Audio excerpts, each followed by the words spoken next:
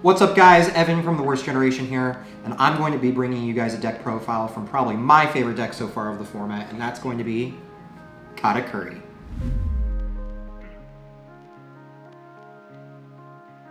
Alright guys, so I'm going to be bringing you guys the profile right now. So to start things off, we have 4 Charlotte Puddings.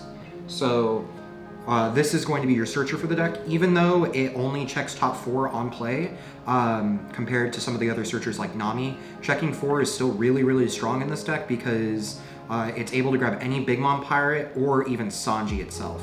And because of that, almost every card in your deck is searchable. The only card not searchable itself is going to be Pudding. So being able to grab any card in your deck other than the searcher and one of your 2Ks is super strong and really versatile, allowing you to grab any piece that you need. Next off is going to be the blockers. So first, Charlotte Brule. It's a 3/1 blocker with counter. Not one of the best blockers out there, however, it does have a trigger ability, and that trigger is going to play itself, and that trigger is really strong, especially in this deck with all the life manipulation. And then also I play 3 copies of Gillette. It's just a 2/2 blocker with counter. Not the most amazing thing in the world, but the deck doesn't have too many options right now, as into other deck slots, and being able to just play some low-end blockers to spatter out your board kind of late game to defend yourself. And then also it's really strong in the mirror match because this deck, yellow has a pretty strong, hard time against dealing with low-end blockers. So in the mirror match, and especially with the format the way it is now, where you're going to be seeing a lot of yellow, it really helps out. Next is going to be the 2K lineup. So I play 3 Charlotte Pudding. On play effect, lets you use, it's similar to the Katakuri ability where you can look at the top life and then you can place it on the top or the bottom. I only played this one at 3 because this is the one that's not searchable because it is also a Pudding. So when you play your 1-drop Pudding for search, it is not grabbable. Then I play 4 Struzen, Struzen, however you want to pronounce it. He is a on play, allows you to discard a trigger and then pop a 1-drop. So I almost never use this card. However, against, there is some like kind of niche scenarios where if you're playing against green or you're playing against Law, for instance, and they have a bunch of 1-drop blockers on board and you're going for game, this card allows you just to kind of use 1 mana, pop a really low-end blocker, and then push in for damage. That's kind of like the only kind of utility you get. However, is a Big Mom Pirate, does have 2K, so that's why we're playing it for, because it's searchable. And then the other 2K in the deck is going to be Sanji. Now Sanji is actually a really incredible card. It's a 2/3 with 2K counter, and because it's Sanji, even though it's not Big Mom Pirate, it is searchable by the Pudding. So a lot of the time, this is going to be, if I'm going second, this is what I'm throwing down turn 1. Because if you put 2 Dawn on this card, on attack it lets you take the top card of your life and add it to your hand. And then you take a card from your deck and then add it to there. So essentially it's just draw 1 card. You can also pair that with Katakuri's ability and then be able to manipulate your deck, your life a little bit, so that you can get a better card that for your hand in case you're missing a certain combo piece or you need something to go off with, or you're looking for shield or something like that. So it's really nice. Being able to attack, be a 2K, draw you a card.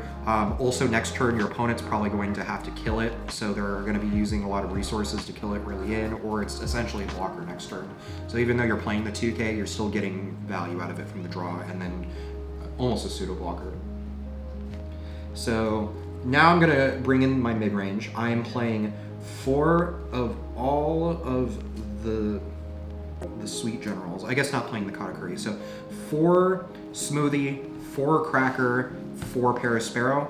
All 3 of these guys have the same trigger ability, where on trigger, you can discard a card and play it. This is super nice. It allows you just to get bodies on board. All 3 of them have really cool diverse abilities. The Parasparrow being able to, on death, check top 3, grab any Big Mom Pirate. So it really deters your opponent from wanting to kill Parasparrow on board, and then even if you do, you still plus a card, so that's really nice. Cracker, I almost never get to use this ability because people are really on edge about it, but it's still really strong. If you're less life than your opponent, if you attach 1 Dawn, it gets 1K power, and that's on both players' turn, by the way. So it's a 6K body on your opponent's turn if the effect's live, and it gains double attack. So I can't tell you how many games where I was going second, your opponent's going turn 1, goes swing, leader, I take it, it's a cracker off of life, I'm now at 4 life to their 5, and then next turn I can just go attach 1 Dawn, swing for 7k double attack. And either they're going down the 3 right away, knowing that I still have a Katakuri swing going for 7, or they're going to be dropping at least 2 cards in the end. So that's a huge tempo play right away. And then the Charlotte Smoothie, her effect isn't as good as the other ones. It still has its niches in certain matchups where you can take the top card of your life, add it to your hand, and she gains 2k power. The only times that I'm really using that effect, if I have life, she's on board, I'm going for game.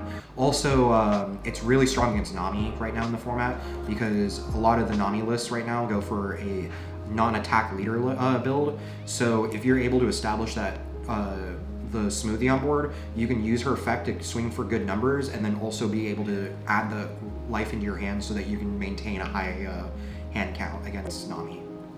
And then another little weird tech I'm trying out right now, which I've really been liking, is going to be Daifuku.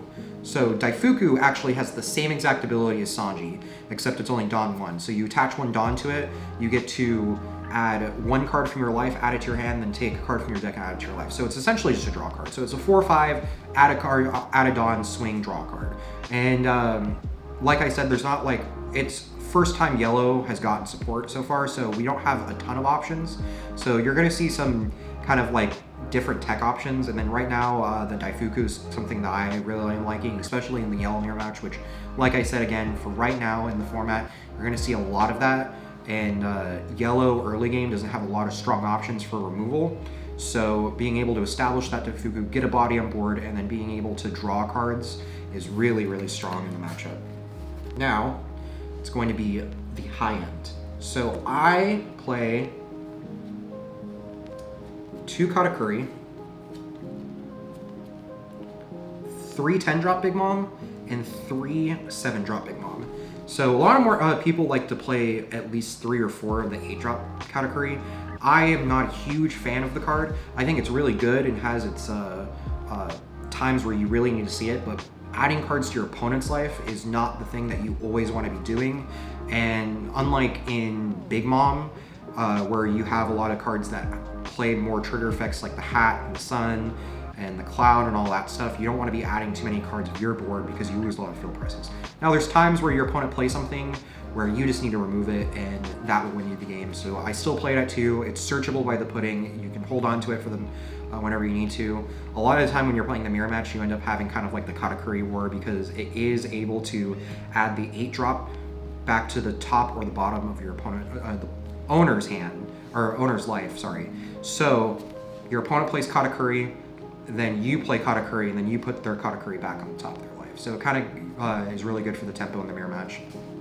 Now, the star is actually, in my opinion, the 7/8 Big Mom, or Charlotte Lidlin. So, on the effect-wise, it's not as good as the 10-drop, because the 10-drop gains you life and your opponent trashes life, and then the Linlin, your opponent chooses to do one or the other. However, being able to play this on your 7 curve is really, really strong and puts you ahead in tempo really fast, and then also allows you to still, even if you're at 10 Dawn, you can play this card, have 1 to attach to your leader, still get the 7, and then you leave 2 up for an event for defense. So it's really versatile in that way, or you could even play a block or something like that. So you don't have to put all your eggs in the basket. You don't have to play the 10-drop to do that, because sometimes when you play the 10-drop, you kind of leave yourself defenseless, because when you tap all 10, then your opponent knows that you can't use any defensive events. So I really, really like this card. Also, for it being a 7 cost, right now the format is very much to be it's a going second format right now. So having options on your 7 Dawn curve is really helpful to keep you in the game when you lose the dice roll. And of course, 10-drop Big Mom, what an amazing effect. It's super strong. A 10-12 body, being able to gain a life and trash a life. Super powerful. And then for the events, I am playing 4 Ikaku Sovereignty, and I am playing 2 Thunderbolt. So Ikaku Sovereignty, 2 Dawn for 5k counter. It does not have a secondary effect, but because it is 5k, that is the reason why. the difference between 5 and 10, or 5 and 4, is so big. There's been a ton of games where I've won just because this is 5 versus 4, and it also helps out that early in the format, a lot of people have a set math set up to what they expect to do. So when you mess up with their math and their numbers that they're expecting for 2 4s, for instance, it really puts them off track. Obviously, later in the format, when people are more prepared for this card, it's not going to happen. But really early in, when they're swinging at you for 9, and you're able to drop this and then stop a 9k attack, and then they forgot that it was a 5k. Really helpful. Also has a really strong ability in trigger, where if you hit this card in trigger, you can discard 2 cards and gain a life. If this card's your last life, you can do that and then gain a life, and it really sets up tempo for you in the right way. And you can even utilize your Katakuri leader to, if you see that early in, you can set that to your last life and be prepared for it, and your opponent can get caught with their pants down. The other card I play is 2 of is Thunderbolt. 2 mana, you trash the top card of your life, and then you get to pop a 5 cost or less on your opponent's board. So, and then it has the trigger effect, which is really strong, where it just pops a 5 cost or less.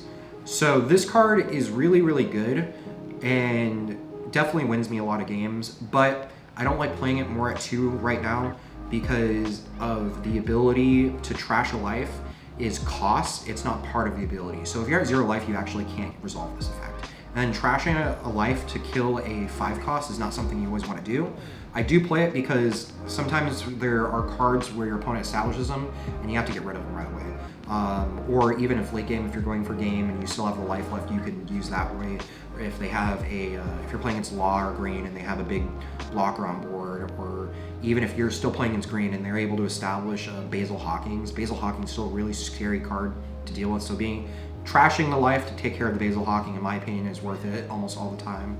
And being able to get this in life is a really huge tempo play that can just win you the game off the spot when they see that. Being able to set your opponent back a turn really early in, and then 5 cost is a really good cost to be able just to get rid of right off the bat. Especially for 2 mana too.